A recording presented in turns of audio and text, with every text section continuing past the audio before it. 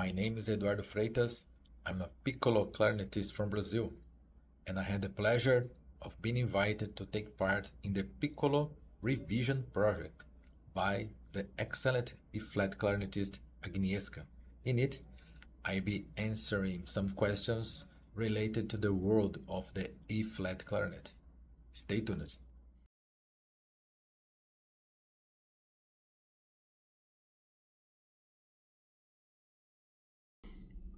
My first experience with the E-flat clarinet was back when I was in the military. Yes, I had my rumble phase. One morning I was at the barracks. The band was coming back from a ceremony, and I heard a clarinet sound that was just cutting through the whole band. It's a big sound in the height register and a very nice playing. And I got closer and realized it was a teeny little clarinet. Until that moment I never seen a E-flat clarinet before. And I was like, wait, how can something that small sound so powerful?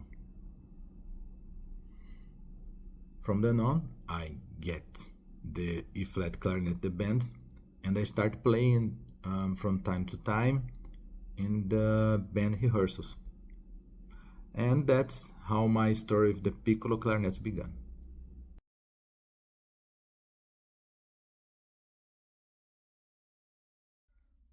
For me, the biggest challenge when playing the E-flat clarinet are mainly two.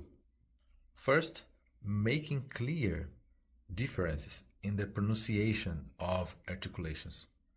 For example, playing lighter of softer strokes, which feels a bit easier on the B flat for me. And second, the keeping the sound and intonation under control, especially in the higher register. It's terrible for me.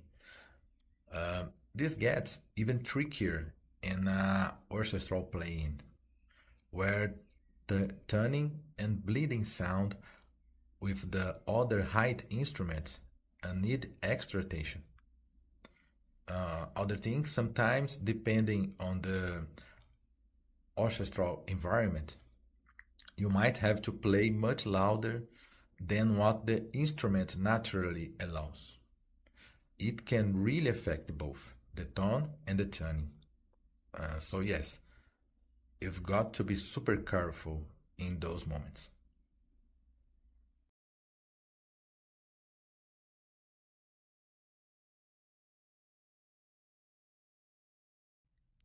I'll approach this question from the point of view of a clarinetist who already has a certain command of the instrument and is about to have the first experience with the E-flat clarinet.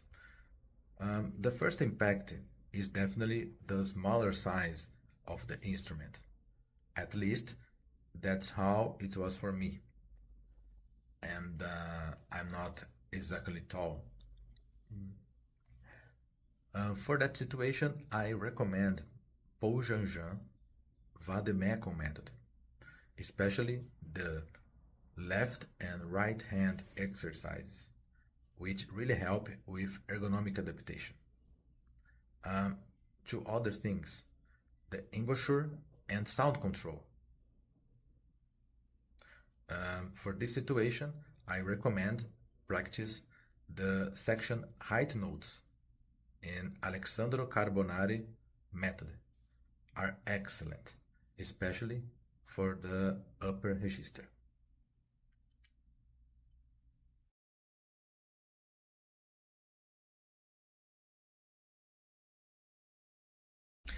I believe the E-flat clarinet can fit into pretty much any musical setting. Solo, chamber music, with electronics, folk music, popular music, you name it. Playing in the orchestra is just one small part of the many roles the piccolo clarinet can take on. But the other side, piccolo clarinet is still a pretty unknown instrument. So, of course, it's up to us, E-flat players, to keep working on making it more recognized and inspiring new pieces to be written for it. I truly believe that. I'd also like to thank Agnieszka for inviting me to be part of this project. It was such a pleasure. Sorry about my English level, and I like to invite everyone to check out my work, a project I've been developing with a lot of dedication, the Requinta Brasil project. Thank you.